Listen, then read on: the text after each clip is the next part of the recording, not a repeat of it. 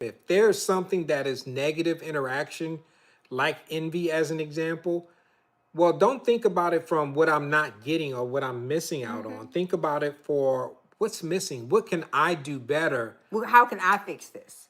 Take ownership of it. Right. And that kind of goes into some of the other ones that we've been talking about, like being proactive. When you say this is a me problem and a us problem, not a you problem. Right. And you have to take the ownership and say, you know what can I do to make this better for our relationship? And a part of it, even when you think about even being envious, Hmm. it's still you're making it focused on you. One of the things that marriage is not for is for the selfish.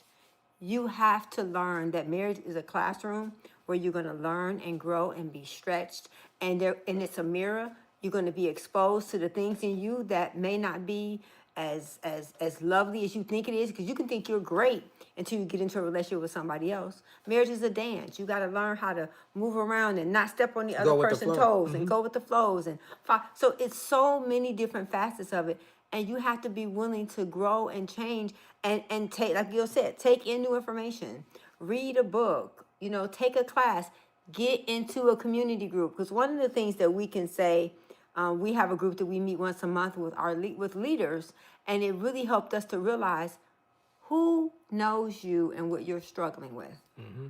Where do you go? And I can say, so I said we talked about boundaries, but we're also doing how people grow. And one of the things I can say that and open confess it to you all, and I don't know, maybe if you find this being your issue, please put it in the chat. If you're watching now or watching later, is the thing was, I'm good at giving, I'm good at serving, I'm good at obeying. I suck at leaning on other people. Mm. I have got to learn how to lean on somebody other than just give, because guess what? There's things about my personality, there's things about my life that it's going to take a community of people. That's why God put us in a family to help us to grow. And so I don't know what your area of growth is, but you should know it. You need to know your growth areas and your strengths. Proverbs 14:30 says, a heart at peace gives life, but envy rots the bones. So when you are envious about something, this is another quote from the book that I love, that they put it: gratitude in action is replaced by comparison and bitterness. When you have that gratitude and be thankful for what you have in the Yeah. relationship, but then all of a sudden you take action to say, how can I improve it, or how can I get better at it? That's going to replace some of those things that you may be envious about, maybe that you've seen in others. And it's crazy because sometimes it can be a something as simple as a TV show. You see something on a TV show or in a movie or something like that, and you start thinking about, well, I want that in my relationship. Well, one, that's acting, and two, you have to think about, Very what true. am I doing to get to that point to make that happen in my relationship? What are you taking ownership And, for? and something else is that, if there's something that you see, because I remember when Erin was little, and she saw somebody with, let's say she had the person had on a sweatshirt, and she said, "Oh, mommy, I love that sweatshirt. I want one like that." And I said, "Sweetie, we're not supposed to covet." She said, "I'm not coveting. I'm not saying I wanted hers. I'm saying I want one like hers." And so I guess the difference is that understanding that envy is saying, "I want that." It's healthy for you to be able to raise your standard and raise your expectation by saying, "You know what, baby? That's something we should implement into our relationship." There's things that I see couples do that I like. We always talk about us being fun. We're trying to work on being fun.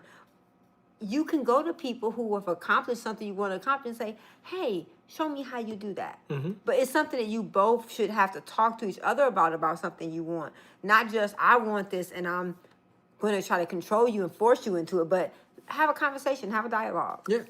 Number 9, activity. This kind of goes into healthy boundaries takes some effort.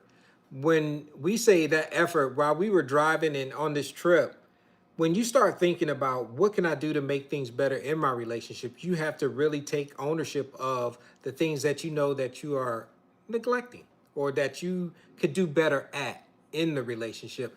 So when we talk about it, activity, sometimes you got to put forth some effort to think about and evaluate what is going on in my relationship that I can get better at, even for my spouse. Yeah, I thought about something that me and Gil had a conversation about, but I'm sure he want me to talk about it on screen. So Colossians 3:20 3:23 says, whatever you do, work at it with all your heart. And I can't think of something that's as beneficial as when you work toward your relationship and put your heart and soul and effort into. How many hobbies do we have out there, or Yeah. things that we do on the That we side make a priority. that we make a priority, and that we give it all we got, whether it's sports, working out, activities, hobbies, or any of those types of things. We give it hours and hours and Shopping, hours of crafting. all those things, but then how much time do you spend on how can I make my relationship better with this person? How can I grow? How can I mature? Yeah. And you're not going to grow by watching other people grow. You're going to grow because you do what the people who are growing are doing. And so that's why we try to make sure we give examples, we give biblical references, we give you books, we give you things to do, because you can sit and watch, but you don't get credit for observation. You get credit for being involved. These are the things that we realize actually work. And so we're trying to share things with you that we know would benefit you. And so if you want it to benefit you, then you have to be willing to do the things that are necessary. And then number 10, exposure. Boundaries may be shared to work. They must be shared to work. If I'm only doing it, if you're only one part of the equation to make the relationship better, it's going to be very difficult for it to get better, because it takes two. It takes three. It takes you, your spouse, and God. Yep. It has to be three. It's hard when it's one person. It's challenging when it's one person. It's hard when it's two people, but it's better when it's three, because God has to be at the center of it. And one of the things that is so paramount that you actually think about when you're trying to apply this one when it comes to exposure is you got to be vulnerable about the things that you need to get better at. If I can't be vulnerable with Renee, then I can't be vulnerable probably with anyone. Yeah. If I can't be 100% truthful and honest and hot, as we always say on these episodes, then that's going to be very challenging for me to even be exposed to say this is where I want to get better at in our relationship. Yeah, because I really believe you play like you practice. Oh yeah. And you need to be able to practice the things that are important to you. Because if it's in your head and it's not in your life, then you're still working through it. And so a part of it is that take those steps, have those hard conversations.